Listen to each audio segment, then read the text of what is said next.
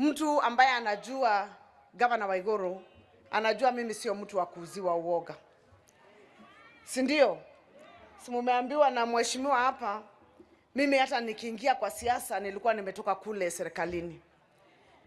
Nilikuja Kirinyaga kusimama kiti ya governor, si ndio? Na mwenye nilikuwa napigana na yeye alikuwa kigogo wa siasa. Martha Karua alikuwa amechaguliwa Kirinyaga miaka 20, kweli sio kweli? Kwa sababu campaign sio ya leo, si ndio? Campaign itakuja 2027. Lakini sasa watu kama vijana, hata watoto wetu tukiwapeleka shule tunawaambia soma sana. Kama ni msichana unamwambia kuwe governor, si ndio? Kama governor Minji. Tunaweza sema huyo mzazi amekosea ati asitaje mtu yeyote asije kakuwa governor. Sisi hatujasema tunaambia mtu atoke.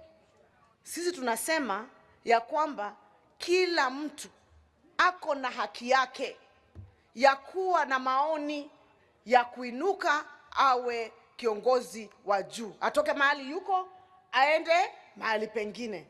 Na mtu akiwa naomba hivyo ama akuwe anajipanga siku zijao akuwe kiongozi, hatutakiwi kuwa ati sisi ndio tunabagonga kuambia ati msifikirie.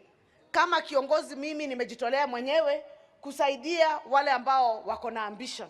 Pia hao wapande kutoka kule wako wafike juu. Mimi 2027 nitakuwa nawacha hii kiti ya governor.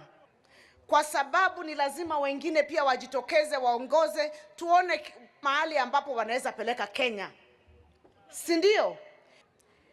Maendeleo ambayo inakuja hatutaki zikuwe zinaangaliwa na lens ya ukabila. Sisi tunataka kuwa wa Kenya.